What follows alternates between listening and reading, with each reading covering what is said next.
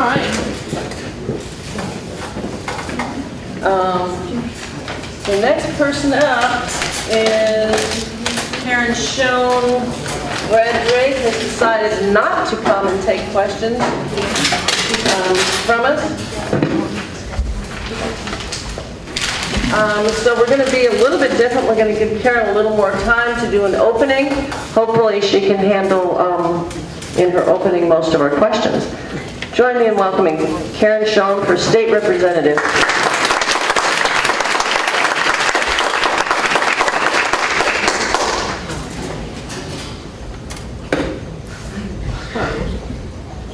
That's one of the virtues of being here.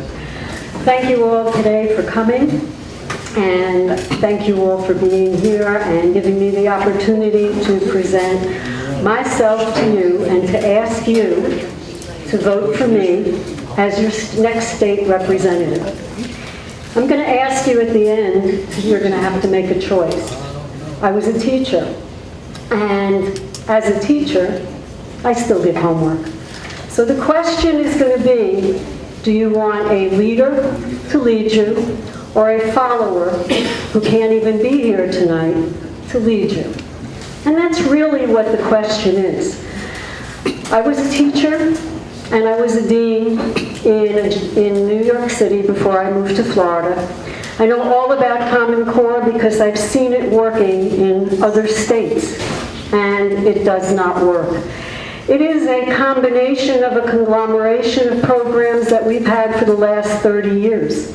And ever since the inception of the Department of Education, our education in the United States has deteriorated. When I was teaching, America was in the top 10 at all times. Sometimes we were 1, sometimes we were 10, but we never moved out of the top 10. Ever since the Department of Education, we are now in the 30s, 20s and 30s consistently. So we have taken an exceptional group of people that believe in American exceptionalism and turned them into a mediocre group of people that can't even compete. That is criminal. Common Core is a travesty that will destroy our children. The purpose of Common Core is to make the vendors rich. The goal of Common Core is to eliminate family and replace it with school, to eliminate government and replace it with God, to eliminate God and replace it with government, and to eliminate the United States and replace it with the United Nations. And they're very clear about that when you read beyond the words and you look at the people that are promoting these programs. I was also a business owner. I was in the financial services business. When I retired from teaching, I owned a mortgage company. I held a mortgage broker's license, a real estate license, an insurance license, and a Series 6 and 63 license so that I would be able to trade mutual funds on Wall Street. I was involved with Wall Street, I was involved with government, and I was involved in small business. And I'm sad to say that I watched the deterioration of America as big business partnered with our government and is now the driving force of our government. I can promise you 2 things upon being elected, and I will not break that promise. Number 1, I will follow the Constitution, and I will always tell you the truth, no matter how hard.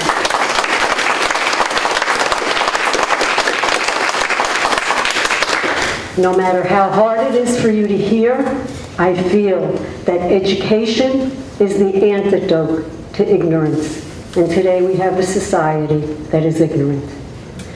I also make a promise to you that you will be the only people that will ever guide any decision that I have in any vote, because I refuse to take any money from any special interest group. The only people that will tap me on the shoulder in Tallahassee are the people who voted me in office.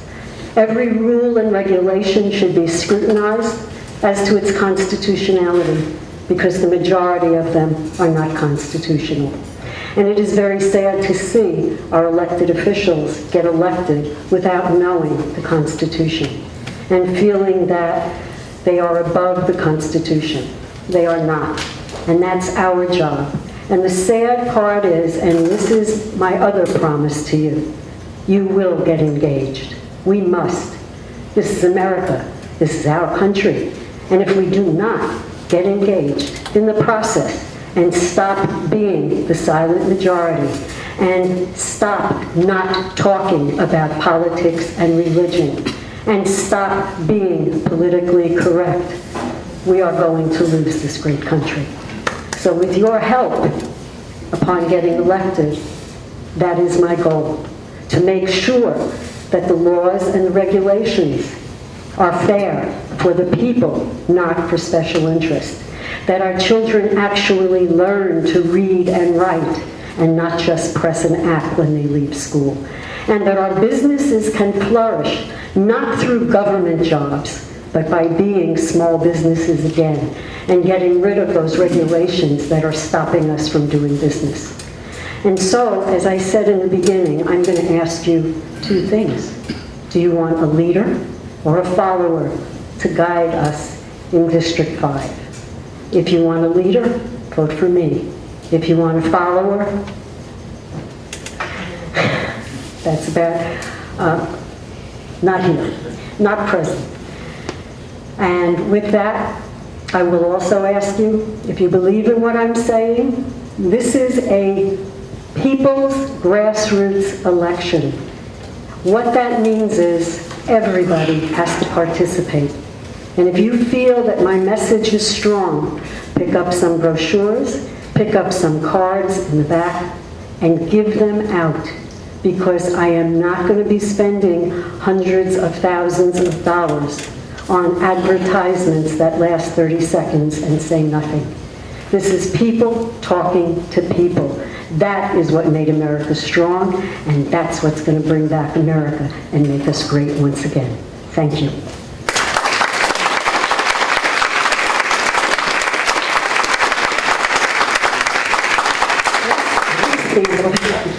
Yes, that's great. Okay, the first question. There has been some confusion about the status of Common Core in Florida. I understand Brad Drake voted for Florida standards. What is the difference? Okay, to make it perfectly correct, in 2010, Obama, through the stimulus bill, pulled out a program through education called Race to the Top. Race to the Top was a bribe that he went to all of the states and he told them, if you compete in this program, we'll give you money. Well, let's think back to 2010. The states had no money, everything was crashing, and the states lined up. The sad part is they never read the grant, because if they had read it, they would have seen in it that they would be putting in place Common Core standards and data mining. Both of those things were never written. How can a legislator and a governor, Charlie Crist at that time, sign on to something that was never written? Brad Drake was in the House at that time, and I lobbied him. I didn't lobby him, I begged him not to sign that grant, but he did anyway. So he did not technically sign on to the Common Core, but what he did was he brought it into the state of Florida without knowing what it was.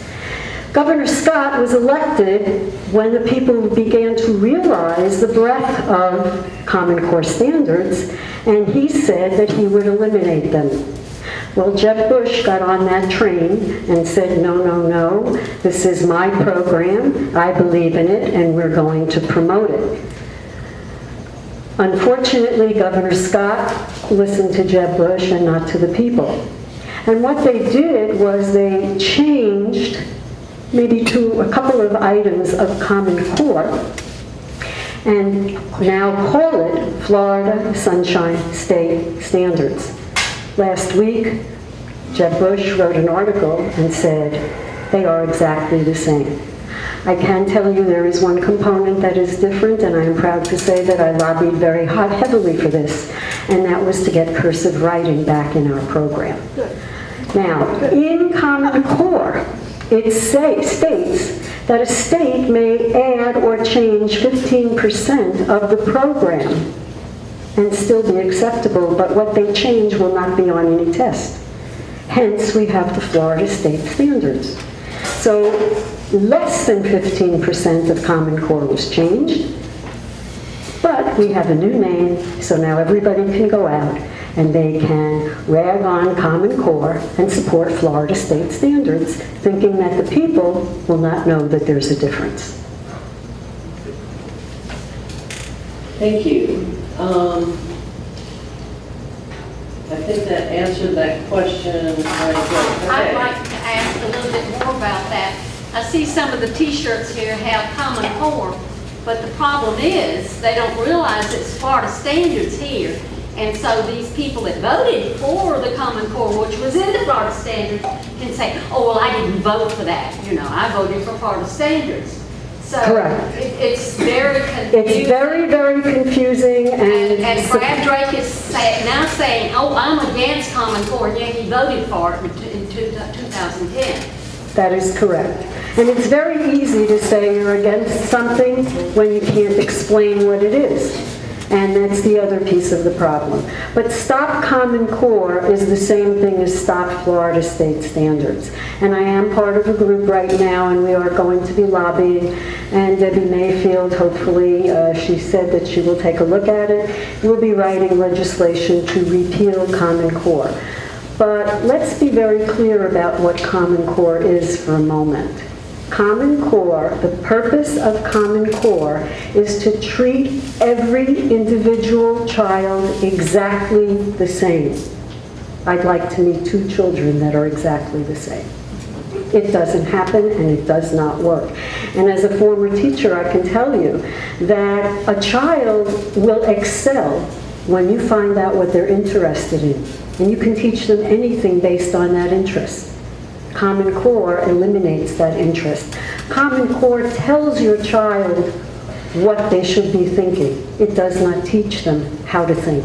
And that's very, very dangerous. Okay, thank you. The next question is not the destruction of our Constitution assured if we permit a constitutional convention of states? A constitutional convention would be to change our Constitution. And many people think that that's the answer. I personally do not, for 2 reasons. One of them being, who in the Florida legislature would we trust to go to that convention? I can't find anybody. I can't find anybody in the current legislature that I could trust to go to that convention and do what the people say, because they've already proven that they don't listen to the people. So why on earth would we want to have a constitutional convention? The other is, when you go into and you go online and you look and you see about constitutional conventions, you will find that the left, the liberals, the progressives, the globalists, whatever we want to call them, have already written our new Constitution. I would never open that door for anyone. We have a wonderful Constitution. The problem is it's not being changed. It's not being followed. And when we are engaged in a dispute or a battle, I always like to say, who's the enemy? Who are we actually fighting? Who are the ones that we really seriously have to look at? And then I go back and I say, is the Constitution the enemy? No, I don't think so. So why would we want to change something? We would be better off following it and making sure that legislators that we elect understand it and are dedicated to following it. It does not need to be changed. It needs to be followed.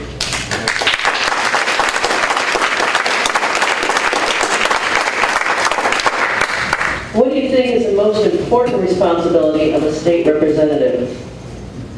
To represent the people.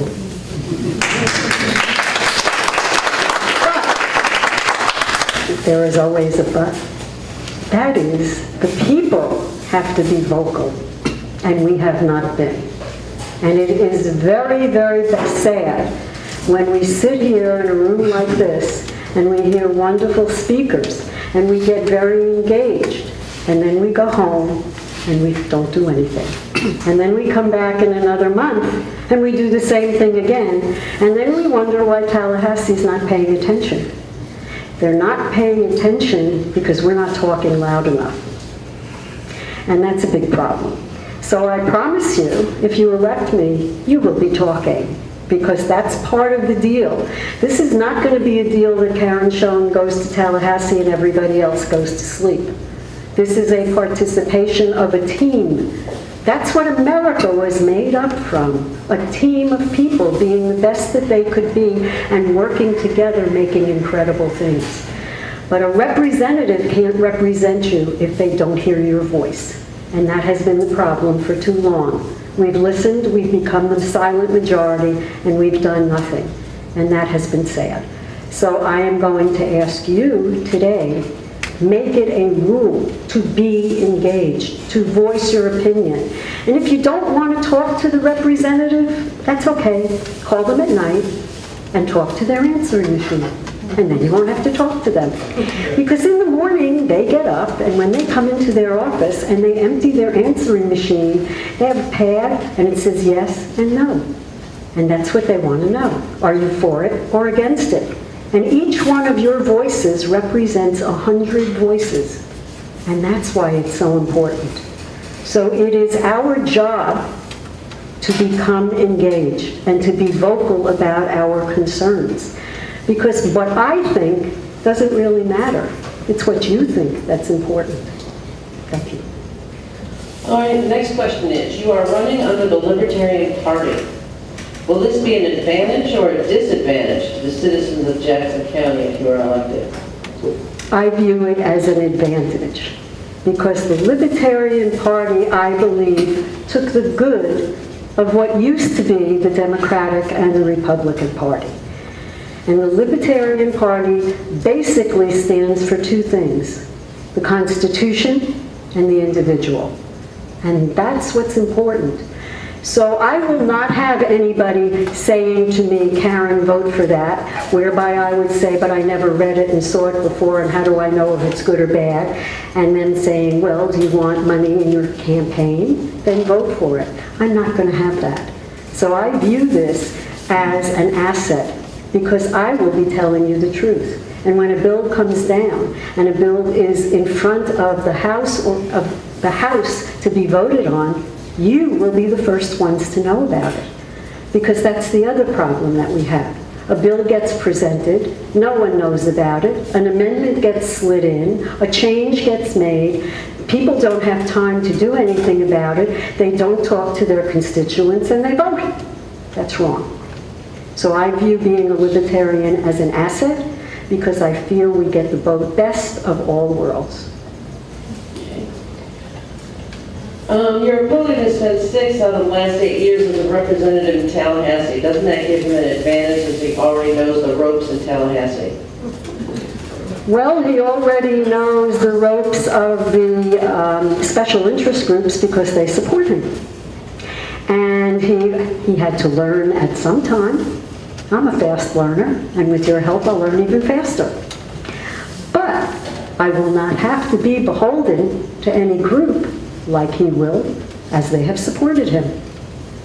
I don't have a huge checkbook from hundreds of thousands of dollars coming in from special interest groups. I only have money and time and volunteers coming from the people. That's what I want, and that's what I'm keeping it that way. And will it be an advantage? I believe it will, because I will be a thorn in their side. And when things are not constitutional, I'm not going to have to worry whether or not the party feels I should be voting or not. It won't make a difference. You will make the difference. And that's all. Okay. Can you give us your definition of the 10th Amendment to the Constitution and specific actions you will take to ensure the rights granted under this amendment? The 10th Amendment is probably one of the most important amendments that we have because it protects state sovereignty.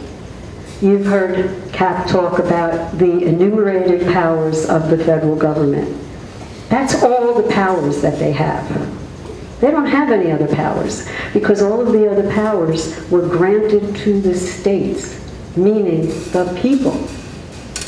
So if a agency from the federal government comes to the state of Florida and says, you will do this, the answer should be, no, we won't, unless it is beneficial to the people in the state of Florida.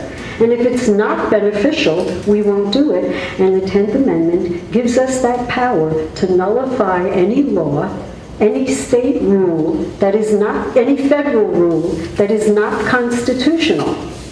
It gives us the ability to do that. We don't have to go out and write another 10th Amendment Preservation Act. It's already preserved. We don't have to write new things. We just have to follow the Constitution that we have. So the 10th Amendment protects our rights as a state and tells the federal government no. And if we followed the Constitution, we would not have had the conversation before about illegal immigrants because they wouldn't even be here. Right. So this is a big issue. And the 10th Amendment is used to protect it. The problem is, again, we have a group of legislators that don't know the Constitution, so they do not know they've already got the protection that they're trying to go out and get. Okay, one more question. There are 3 amendments on the ballot for November. You've been a little vocal on the First Amendment. Can you go into a little more specific? Just generalize on that First Amendment why you are so adamant against it. America was founded on individuals being able to own private property. And private property means themselves, their businesses, and their land. And the First Amendment is a direct attack on our private property rights, our land. And it is going to be used, $19 billion over 10 years is what they want, to be able to turn around and steal our private property by saying wetlands, wildlands, puddle, stream, conservation easement, woodpecker, owl, panther, you name it. Because their goal is so that Mr. Panther and Mr. Bear will be able to walk from Pensacola to the Everglades without seeing a human. Well, if they can do that, then where do the humans go? And I also asked Mr. Bear and Mrs. Panther if they're going to pay for that land in taxes, because that land is going to come off the tax rolls, which means our taxes are going to go up. So that whole amendment is fictitious, because they're saying that we're not going to raise taxes, we're just going to use some of those dock stamps. Well, when you take money away from one program and you put it in another program, that leaves a deficit in the original program. And that original program was supposed to be for the poor and the elderly.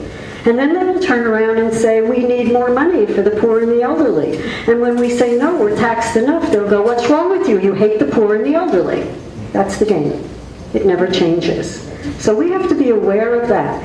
And we have to understand that behind these feel-good amendments, and look at the people who are sponsoring these feel-good amendments, see who they work with. They all work with the United Nations, and when you read what the United Nations feels about private property, they believe that private property creates social justice and unequal income distribution, and therefore should be eliminated and be owned and controlled by the state.